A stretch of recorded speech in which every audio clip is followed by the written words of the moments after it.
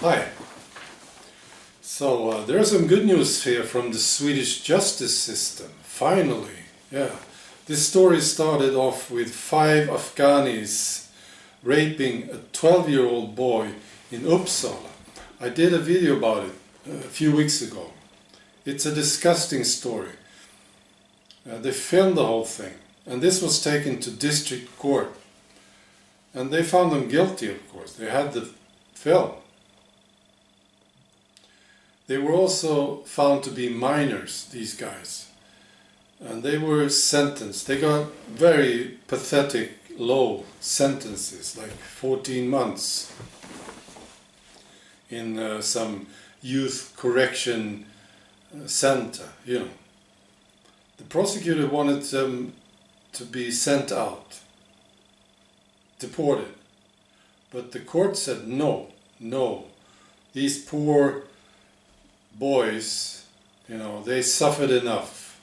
Sending them back to Afghanistan, this would be too hard on them. Yeah.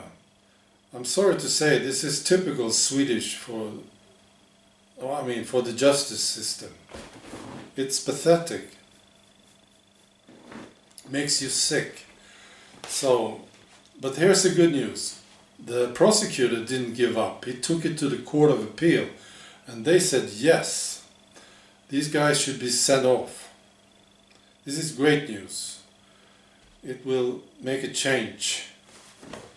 So finally, some good news. All right. There's a lot of things going on in Sweden.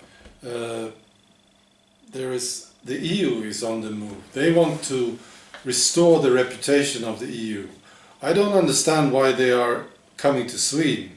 I mean, our politicians decided that the EU membership should be part of the constitution. So we will not leave the EU. No. Unless the EU falls apart totally. We will be the last country waving the EU flag. But they are here. But they are also doing the same project in the other EU countries.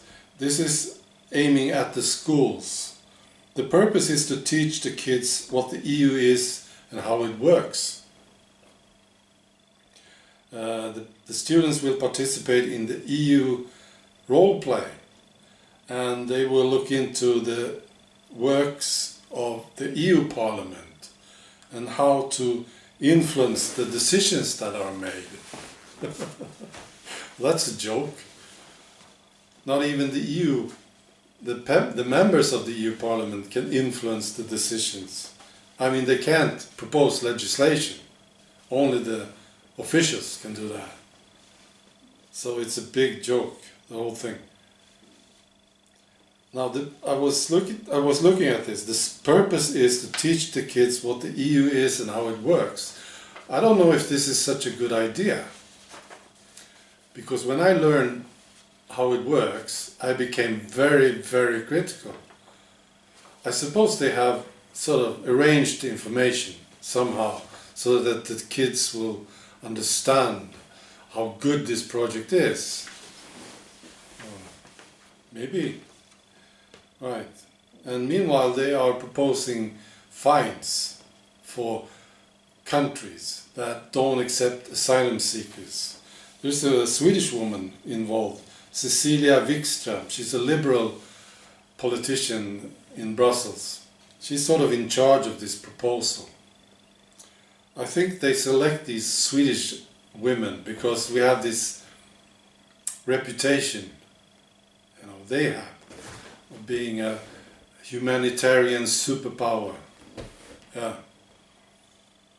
Oh. It's embarrassing. So I looked into the fines. It will be 250,000 euro for each asylum seeker that a country doesn't accept. I wonder what's going to happen now. Look at Hungary, for instance, or Slovakia. Hungary, they are receiving more money than they pay to the EU. So, what happens if Hungary refuses to accept asylum seekers? Well, you do the math. I don't think this is good for the EU. They just can't win, can they? All right. Bye.